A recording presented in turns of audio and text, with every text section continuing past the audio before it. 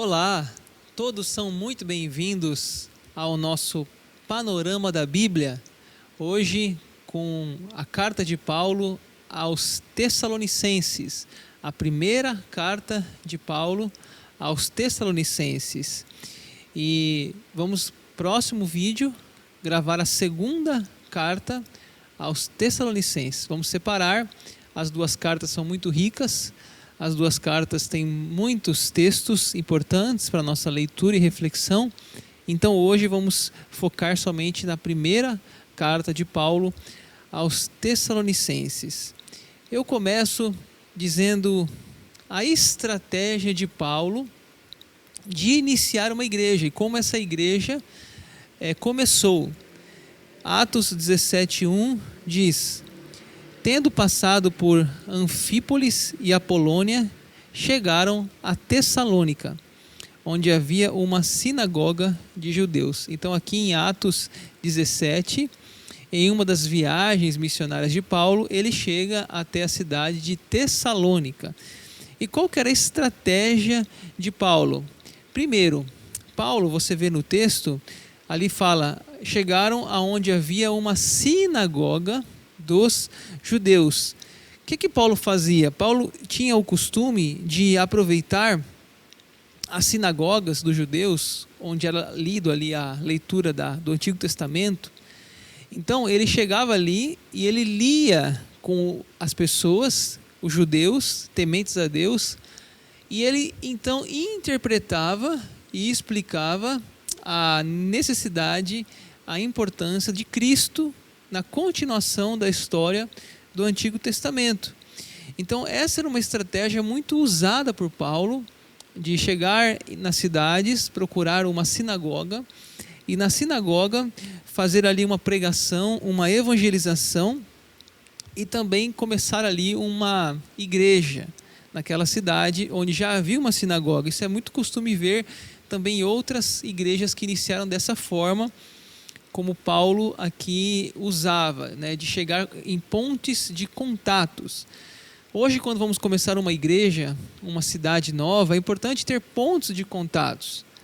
Uma família que já mora ali, uma estrutura, um apoio. Então, Paulo usava a sinagoga como essa ponte, porque a igreja é formada de pessoas. E sem pessoas, não tem como iniciar uma igreja. E além dessa estratégia da sinagoga, eu também quero destacar aqui que Paulo sempre usou uma estratégia de alcançar grandes regiões. E Tessalônica, ela passava lá uma via egnátia, e essa via egnátia era uma via de muita transição de mercadorias, de passagem, e assim facilitava a chegada e a saída de pessoas. Então era uma cidade, era um centro de referência, de apoio, para que outras igrejas depois pudessem ser abençoadas também por aquela cidade de Tessalônica. Olha, Paulo, interessante aqui, eu vou fazer aqui um destaque sobre o assunto. Paulo não era apenas um pregador, era um estrategista. Na primeira viagem missionária, ele chegou em Chipre e Galácia. Na segunda viagem missionária, ele chegou a Macedônia e a Caia. E na terceira viagem missionária, ele concentrou-se em Éfeso. Interessante que essas três viagens, esses três pontos de referência na época, de estratégia, Tessalônica, a primeira viagem ali, a capital da Macedônia, Corinto, capital da Caia, e Éfeso, capital da Ásia. Então, esses três grandes centros era a estratégia de Paulo. E essas três principais regiões têm cartas da Bíblia: Tessalônica, 1ª e 2ª Tessalonicenses; Corinto, 1ª, 2ª Coríntios; e Éfeso, a carta de Efésios. Então, Paulo entendia a necessidade de ir para grandes centros e dali ter pontes de acesso a outras regiões. Então, nós temos que aprender com Paulo. Às vezes vamos começar uma igreja, um trabalho missionário, precisamos buscar os melhores pontos, os melhores locais, os melhores recursos, os melhores métodos, porque nós temos a melhor mensagem, que é a palavra de Deus. Então a gente tem que sempre pensar nos grandes centros como alvo de evangelização e assim como Paulo nos mostra, para assim a palavra de Deus poder chegar a outras regiões menores. Então, conhecendo um pouco mais aqui da Tessalônica, essa cidade, né, chamada Tessalônica, atualmente essa cidade chama Salônica, e é a segunda maior cidade da Grécia. Interessante, hoje Tessalônica se chama Salônica, e é a segunda maior cidade da Grécia, e lá tinha uma característica, era uma cidade que tinha águas quentes, fontes termais. Então, ali tinha essa característica, Tessalônica, e era uma cidade, como eu já disse, estratégica, capital da Macedônia, centro comercial ao nível da cidade de Corinto, e ali ficava um dos portos mais importantes da época, e também a via Ignátia, que era uma via terrestre, onde muitas rotas comerciais passavam por ali, alimentando toda uma região muito ampla. Então, Paulo era um estrategista, e não somente um pregador, mas um visionário. Além de conhecer a palavra de Deus, ele também tinha visão estratégica de lugares certos para iniciar o seu trabalho. Isso também é uma lição muito importante para a igreja cristã de hoje. Remetentes da carta. Olha lá, começando a carta. 1 Tessalonicenses 1:1. Paulo, Silvano e Timóteo, à igreja dos Tessalonicenses, em Deus Pai e no Senhor Jesus Cristo, graça e paz a vós outros. Então ele começa aqui citando, né, Paulo, Silvano e Timóteo. Ou seja, quem escreve a carta é Paulo, Silvano e Timóteo. Você pergunta, pastor, mas como assim?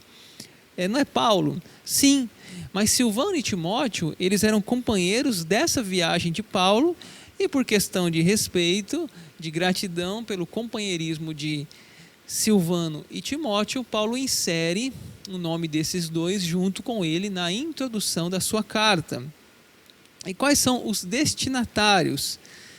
Diz lá, Paulo, Silvano e Timóteo, à igreja dos Tessalonicenses, em Deus Pai e no Senhor Jesus Cristo, graça e paz a vós outros. Interessante aqui uma palavra, a igreja dos Tessalonicenses. Confere aí na tela, a igreja dos Tessalonicenses.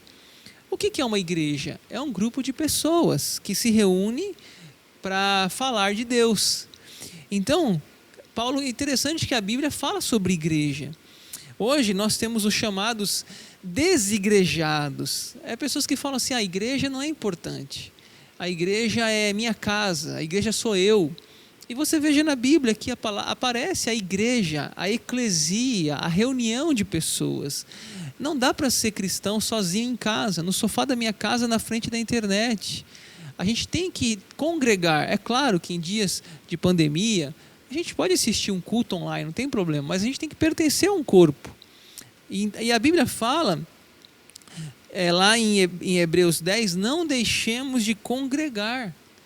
Não deixemos de congregar. Pode vir o esfriamento, pode vir o desânimo. Os filhos vão crescendo longe da igreja, longe da fé. E hoje a gente vê um grupo crescente de pessoas se denominando cristãos, mas dizendo que não congregam em igreja, são chamados sem denominação. E essas pessoas correm um risco, porque a gente vê na Bíblia a importância da igreja, e a igreja é plano e projeto de Deus. Assim que Paulo iniciava as igrejas, assim que ela foi concebida na mente de Deus, um grupo de pessoas, onde estiverem 2 ou 3 reunidos, ali eu estarei. Não é sozinho, é em grupo, é em comunhão, é caminhar juntos, é prestar contas, é ter uma liderança, é ter uma autoridade espiritual sobre nós. Isso é importante na igreja. A disciplina, isso parte de uma liderança. Não dá para ser cristão em casa. E é uma carta essa que Paulo faz muitos elogios. Olha 1 Tessalonicenses 1:2. Damos sempre graças a Deus por todos vós, mencionando-vos em nossas orações e sem cessar, recordando-nos diante do nosso Deus e Pai da operosidade da vossa fé, da abnegação do vosso amor e da firmeza da vossa esperança em nosso Senhor Jesus Cristo. Olha que lindo, vários elogios, né? Sabe que as cartas de Paulo, tem algumas cartas que ele fez críticas duras a algumas igrejas. Corinto, 1 Coríntios, 2 Coríntios, tem muitas coisas pesadas. Gálatas também, já falamos aqui no panorama. Mas a carta de Tessalonicenses, Paulo faz elogios da operosidade da vossa fé, veja o verso 3, da abnegação do vosso amor, o verso 3, e da firmeza da vossa esperança em Cristo Jesus. Então é uma igreja muito linda, muito querida por Paulo, uma igreja de muitos elogios, e ele elogia mais ainda, olha o verso 7, de sorte que vos tornaste o modelo, veja bem a palavra modelo, para todos os crentes na Macedônia e na Acaia, porque de vós repercutiu a palavra do Senhor, não só na Macedônia e Acaia, mas também por toda parte se divulgou a vossa fé para com Deus, a tal ponto de não termos necessidade de acrescentar coisa alguma. Olha que igreja linda. Olha o que ele fala, que eles se tornaram o quê? Modelo. O que é um modelo? É um padrão, um exemplo a ser seguido. E Paulo diz, olha, a fé de vocês se divulgou tamanha forma que eu não posso mais nem acrescentar coisa nenhuma. Ou seja, vocês estão de parabéns, vocês estão caminhando muito bem na fé. E o verso 9, pois eles mesmos, tocante a nós, proclamam que repercussão teve o nosso ingresso no vosso meio, e como deixando os ídolos, vos convertestes a Deus, para servirdes a Deus vivo e verdadeiro. Então aqueles membros da igreja de Tessalônica, eles vieram, né, do paganismo, tinham ídolos, idolatravam imagens. Então aqui fala, vocês, olha o texto que fala, deixando os ídolos, o verso 9.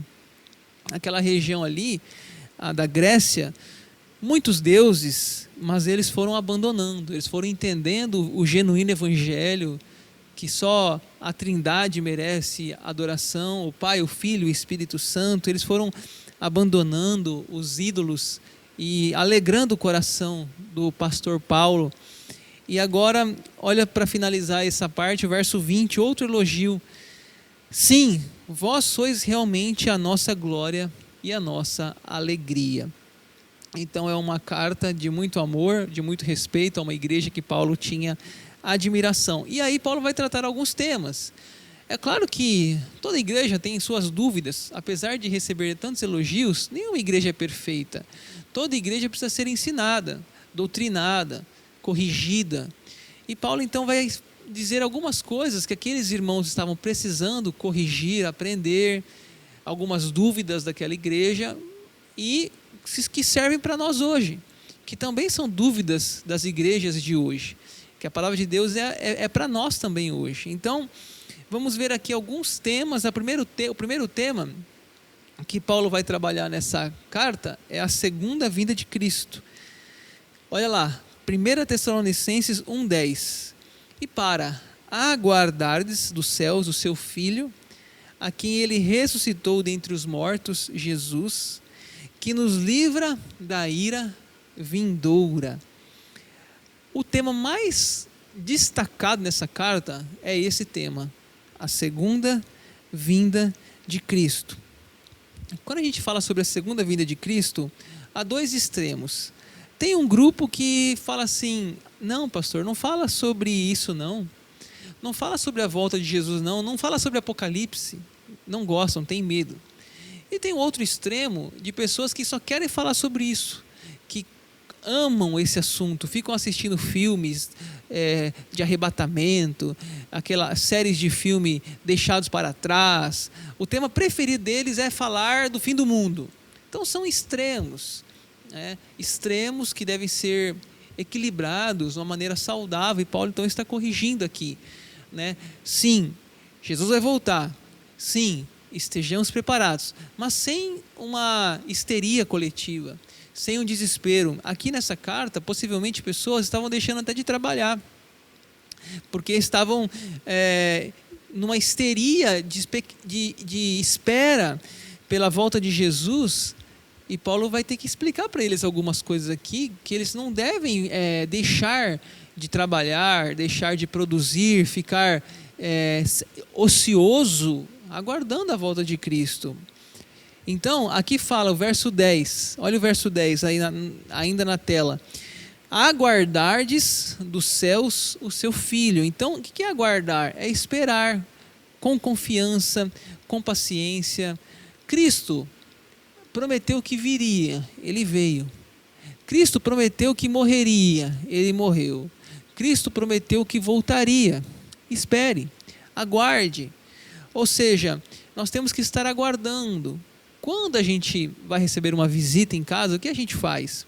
Prepara a cama, o lençol, prepara um quarto, limpa. Por quê? Vai vir um visitante. É assim que aguardamos a Cristo. Nossa vida está aguardando esse hóspede, esse visitante que vai morar em nosso coração. Então, viver em santidade, viver em paz com as pessoas e trabalhar, produzir, estudar, seguir a vida, mas aguardando, porque o momento, o dia, ninguém sabe. O dia e nem a hora, ninguém sabe, diz a Bíblia. E um tema importante também nessa carta é santificação. Talvez havia essa dúvida ali naquela igreja, e até também pelo contexto da Grécia, era um contexto de muita liberdade e libertinagem sexual. Olha o que diz ali, Tessalonicenses 4, capítulo 4, verso 3. Pois esta é a vontade de Deus, a vossa santificação, que vos abstenhais da prostituição, que cada um de vós saiba possuir o próprio corpo em santificação e honra, não com desejo de lascívia, como gentios que não conhecem a Deus. Então a vida naquela cidade, naquele mundo grego, era uma libertinagem. Faziam o que queria, viviam uma vida sexualmente impura. E Paulo então vai corrigir algumas coisas aqui. Ele começa dizendo: esta é a vontade de Deus. Qual é a vontade de Deus? A nossa santificação. Santificação é o uso do seu corpo. Como você usa o seu corpo? Né? Você é um produto de liquidação, menina, que todo mundo passa a mão e ninguém leva para casa? Né? Qual o valor do seu corpo? Você, menino, sai por aí beijando todas, sai por aí se entregando sexualmente.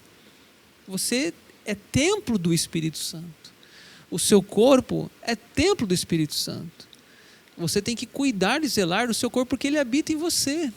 Não pode usar o seu corpo para a prostituição. E aqui nós poderíamos pensar em muitas coisas. Adultério, traição extraconjugal. Né? Podemos pensar aqui em muitas coisas envolvendo a sexualidade. Né? Podemos aqui falar de muitas coisas, muitos problemas que hoje nós enfrentamos, como naqueles dias. Olha o verso 4 aí na tela. Que cada um de vós saiba possuir o próprio corpo em santificação e honra. Né? Então, cada um de nós temos que saber como possuir o próprio corpo, como cuidar do próprio corpo. E o verso 5 fala, está na tela ainda, não com desejo de lascívia. Né? O que é lascívia? É desejo, atração para aquilo que é mal, aquilo que é vil, aquilo que se prostitui. Então você está entendendo o que eu estou falando aqui. E tem mais um texto, versículo 6, também muito forte, e que nesta matéria, que matéria? Santificação, ninguém ofenda e nem defraude o seu irmão. Porque o Senhor, contra todas essas coisas, como antes vos avisamos e testificamos, é o vingador. Tem uma palavra aqui, né? Ofenda e defraude. A gente tem que tomar cuidado como nós lidamos com o nosso corpo e de que maneira podemos também fazer pessoas pecar no uso do corpo. Então, por exemplo, se você usa uma roupa muito sensual, você mulher, muito provocativa, né? Se você fica mostrando o seu corpo, shorts muito curtos, decotes, você está defraudando. Por que defraudando? você está levando uma pessoa, um homem, que fica olhando para você a pecar. Porque você não está sabendo usar o seu corpo. Você está mostrando, colocando na vitrine. E aí você está facilitando aquele irmão que às vezes está numa luta, num propósito espiritual, de santificação, mas o seu corpo está à mostra. O seu corpo está à vitrine. É um comportamento provocativo. Então, defraudação é você gerar na pessoa um desejo que você não pode realizar. Mas você gera aquele desejo, aquela intenção. Então, é vice-versa. Hoje os meninos também precisam cuidar do seu corpo. Não precisa sair mostrando o seu corpo em todo momento, todo lugar. Né? Você tem um corpo bonito, você menina, hoje na indústria do Instagram, da moda, da estética, a gente quer mostrar o que a gente está, vamos dizer, cuidando da academia, produzindo da academia, do exercício, tem que mostrar. Só que nesse mostrar, até pelo Instagram, pelo Facebook, você pode estar defraudando.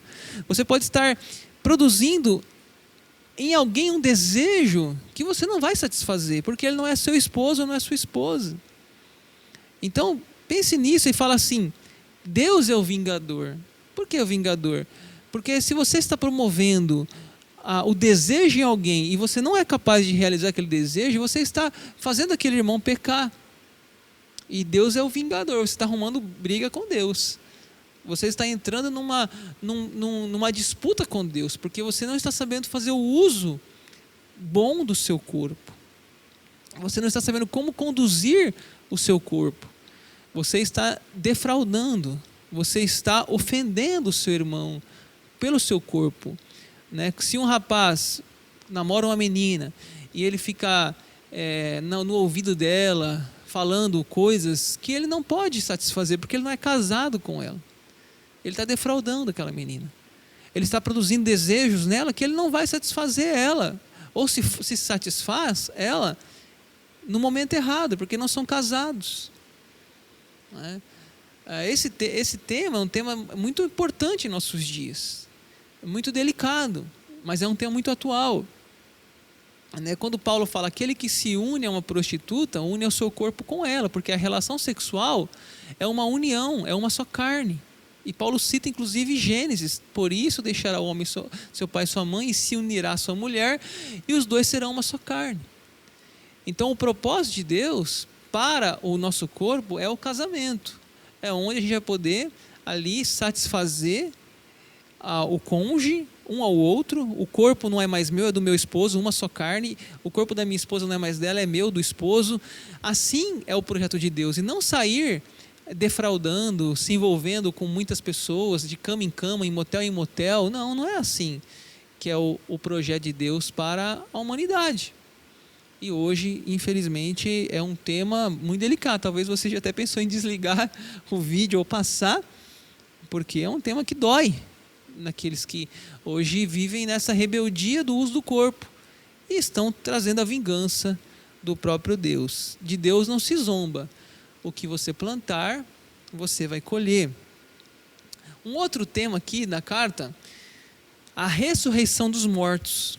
É uma dúvida que muitos têm, né? Como que vai ser isso, pastor? Ressurreição dos mortos. 1 Tessalonicenses 4,16. Porquanto o Senhor mesmo, dada a sua palavra de ordem, ouvida a voz do arcanjo e ressoada a trombeta de Deus, descerá dos céus, e os mortos em Cristo ressuscitarão primeiro. Então deixa eu explicar para você, o que é ressurreição? Né? Quando a gente morre, a Bíblia fala em Eclesiastes que o corpo volta para a terra e o espírito volta para Deus. Eu vou falar para vocês o meu entendimento, ok? Tem vários entendimentos aí, talvez, outras linhas teológicas. Estou dizendo para você o meu entendimento da palavra de Deus. E aí o corpo vai para a terra e o espírito para Deus. Quando se dá a volta de Cristo, quando Jesus volta, se dá o chamado ressurreição. Os corpos que estão lá nos túmulos, no cemitério, saem desse túmulo e se encontram com o nosso espírito, que está com Deus já. Lembra do ladrão na cruz? Hoje mesmo estará comigo no paraíso, já está com Deus. E esse encontro então é feito entre espírito e corpo. Aí acontece essa ressurreição. Por quê? Porque Jesus foi o que aconteceu com Jesus. Jesus Cristo, ele foi ressuscitado, não acharam o corpo dele. E ele é o primogênito dos mortos, o primogênito dos que foram ressuscitados. E assim acontecerá conosco. Eu morro, Daniel, ressuscito, Daniel. Veja que eu não estou falando de reencarnação, é de ressurreição. O que é reencarnação? A doutrina espírita. Reencarnação significa morreu, volta aqui na Terra reencarnado em outro corpo. Morreu, volta reencarnado nessa Terra em outro corpo. Assim vai no processo de evolução. A Bíblia não ensina isso. A Bíblia ensina ressurreição. Morre uma vez. Morreu, está com Cristo. Ou sem Cristo, né? E a ressurreição é quando o seu corpo, então, se encontra com o seu espírito na volta de Jesus. Né? No fim do mundo, no fim do tempo, enfim, quando outros nomes para essa época. E lá em Tessalônica, eles tinham essa dúvida. Eles não sabiam como que seria esse momento. E tanto que Paulo, isso não é uma dúvida só deles. Isso Paulo escreveu Coríntios capítulo 15, ele deu uma aula sobre a ressurreição. Ah, pastor, mas como que vai ser esse corpo da ressurreição? Paulo fala que morre corpo natural, ressuscita um novo corpo, um milagre. É uma nova... A mente humana não consegue entender. A gente não consegue descobrir algumas coisas da fé. É corruptível, ele fala, incorruptível. Então, é uma mudança. E assim, ficaremos sempre com o Senhor. Então eu não posso doar órgão? Então eu não posso doar meu coração? Se alguém da minha família morrer, não pode doar? Não, se você não doar, o bicho vai comer. Porque fica lá naquele cemitério. Pode doar órgãos. Porque morre corpo corruptível, ressuscita corpo incorruptível. Lembra Jesus ressurreto? Ele atravessava paredes. Ele mostrou as chagas, as feridas para os discípulos, Tomé. É um corpo misterioso. Não é o nosso corpo de hoje. É um corpo incorruptível. Então eles tinham essa dúvida na época de Paulo lá. E Paulo escreve então para explicar para eles, né, como diz aqui, porque o Senhor mesmo dará a sua palavra de ordem, ouvida a voz do arcanjo, ressoará a trombeta de Deus, descerá dos céus, e os mortos em Cristo ressuscitarão. Então, aqueles que já estão com Deus, já estão no céu, encontrarão com seu corpo. E assim, seremos novamente unidade. Pastor, mas e a doutrina do sono? Nós estamos dormindo lá até a volta de Jesus. Eu não creio na doutrina do sono. Eu creio que quando você morre, você já está. Paulo fala, partir e estar com Cristo. Não vai esperar voltar, esperar aguardar a volta de Jesus. A Eclesiastes fala, o espírito volta para Deus e o corpo volta para o pó. O ladrão na cruz, hoje mesmo estará comigo no paraíso. Então, é imediato, entra no gozo do teu Senhor. E a ressurreição acontece num segundo momento. Essa é a minha opinião e a minha análise do estudo da Bíblia nesse assunto. O arrebatamento, uma palavra também aqui, né, um tema que Paulo trabalha, ainda um pouquinho no assunto aqui dos fins dos dias. 1 Tessalonicenses 4,17. Depois nós, os vivos, os que ficarmos, seremos arrebatados juntamente com eles, entre as nuvens, para o encontro do Senhor nos ares, e assim estaremos para sempre com o Senhor. Então vamos, por exemplo, vamos entender. Você está vivendo a sua vida agora, hoje. Se você morrer hoje, morrer de uma doença, de um câncer, de um AVC, um acidente, enfim, ou até de velhice, ou que seja, você morreu hoje.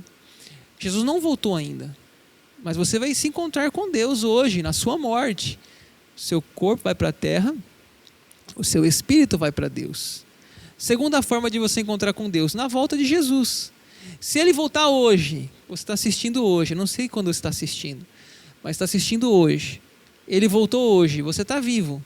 Ou seja, você não passou pela morte. Então logo você vai ser o quê? Você vai ser arrebatado. Você não vai passar pela experiência da morte. Aqui fala, nós os vivos, ele coloca aqui nós os vivos, né? Porque eles tinham a expectativa de Jesus voltar naquela geração. Seremos arrebatados. Por quê? Porque você não passou pela morte. Então essa experiência você não viveu, mas você vai se encontrar com Deus na volta de Jesus, né? Então esse arrebatamento é automático quando Jesus voltar. E aqui também entraria aqui várias linhas de estudo. Depois, quem sabe, vai ter outros estudos aqui no canal falando sobre isso. Existe dentro do livro de Apocalipse, existem algumas teorias, alguns entendimentos dispensacionalistas, amilenistas, pós-milenistas, né? Enfim, cada um deles lê Apocalipse de uma forma. Eu vou dizer para vocês a minha leitura, a minha experiência do entendimento reformado. Não há uma repescagem. Não há 1000 anos depois da volta de Jesus. A volta de Jesus é um momento único e final. A volta de Jesus encerra as possibilidades. Ou seja, Jesus não voltou ainda há esperança para você. Se você morrer sem Cristo, vida eterna sem Cristo. Mas vamos dizer que você está vivo hoje ainda, e Jesus volte hoje. As suas possibilidades se acabaram. Viveu com Cristo, reinou com Cristo. Viveu sem Cristo, morreu sem Cristo. É inferno, meu amigo. Entendeu? Então não vai ter repescagem. Não, porque aí, além de Jesus voltar, vai ter mais 1000 anos, aí nós vamos ficar aqui ainda, a repescagem, vai ter a segunda chance. Eu não creio assim. Eu vejo a volta de Jesus como um momento único, onde acontece nesse mesmo instante o arrebatamento e o fim de todas as coisas. O novo céu e a nova terra. Esse é o entendimento reformado. Tá bom? Então depois, quem sabe, eu posso gravar aqui um outro vídeo, né? E se você quiser aí também você pode escrever nos comentários. E a gente vai falar um pouquinho sobre essas formas, né, de ler Apocalipse, essas linhas, e explicar talvez cada uma com mais detalhe. Mas a minha linha seria essa, que a volta de Jesus é um evento único e o arrebatamento é um momento único. Então não deixe para depois o que você pode fazer hoje, que é viver em santidade, ser como aquelas noivas prudentes que aguardavam a chegada do noivo, que no nosso caso é Jesus Cristo. E último assunto, desprezar autoridades. Paulo também fala no capítulo 5 sobre esse tema. Olha lá, vou ler aqui com vocês. Agora vos rogamos, irmãos, que acateis com apreço os que trabalham entre vós, e os que vos presidem no Senhor e vos admoestam, e que os tenhais com amor em máxima consideração por causa do trabalho que realizam. Vivei em paz uns com os outros. Exortamo-vos também, irmãos, a que admoesteis os insubmissos, consoleis os desanimados, ampareis os fracos e sejais longânimos para com todos. O que Paulo está dizendo aqui? Buscando um relacionamento saudável na igreja, dizendo que aquela igreja tem que o quê? Respeitar o seu líder, respeitar o seu pastor, né? A liderança não é imposta, foi delegada por Deus. Deus deu aquela liderança. E o pastor, ele não deve ser truculento, não deve ser arrogante, ter autoritarismo, massacrar as pessoas com as suas opiniões, não. Ele deve servir em amor. Ele deve ser aquilo que Jesus falou quando pegou uma toalha, João 13, lavou os pés e disse: aquele que quer ser o primeiro, seja o servo de todos. Esse é o modelo do pastor. Mas ao mesmo tempo, os liderados têm que ter em autoestima o pastor, tem que respeitá-lo. Muitas vezes o pastor precisa confrontar, aqui fala, muitas vezes o pastor precisa admoestar, ele precisa fazer um trabalho que compete a ele, e que esse trabalho não seja pesado. Acateis, fala Paulo, os que vos presidem, os que vos admoestam, tenhais com amor e máxima consideração. Eu sou pastor há 15 anos, Eu digo para vocês, não é fácil. Não é fácil admoestar. Não é fácil corrigir. Há muitas pessoas orgulhosas, arrogantes, não escutam. Você fala algo, elas falam, depois elas saem da correção e dizem que você falou outra coisa. Mas o que fala aqui? Tenha em apreço essas pessoas, elas vão prestar contas com Deus. Se por acaso você tiver em pecado, um membro tiver em pecado, e o pastor não corrigi-lo, não orientá-lo, perceber um erro e não admoestá-lo, aí quem presta conta é o pastor diante de Deus. Mas muitas vezes as pessoas acham que o pastor está pegando o pé, acham que o pastor está agindo de maneira equivocada. E aqui fala, tenham em consideração, tenham em amor, tenham essas pessoas com respeito, porque pastorear, liderar é uma tarefa muito difícil e que exige muita responsabilidade e que não seja pesado isso para os pastores. É isso que Paulo está dizendo. Agora, é claro, ele tem que fazer isso em amor, em longanimidade, em paciência, com calma. Não é na gritaria, não é também na força, na violência, mas se teu pastor, você tem ele como um homem de Deus, uma mulher de Deus, se você tem ele em máxima consideração, você sabe que é uma pessoa que não é perfeito, mas que busca ser longânimo, ser paciente, que pensa antes de falar, e quando ele te fala uma coisa, escute-o, respeite-o, tenha-o em máxima consideração. É um tema também que aquela igreja precisava ouvir, e Paulo pede isso aos irmãos. Ficamos por aqui hoje. Obrigado pela sua companhia. Próximo vídeo, 2 Tessalonicenses. Espero te ver por aqui.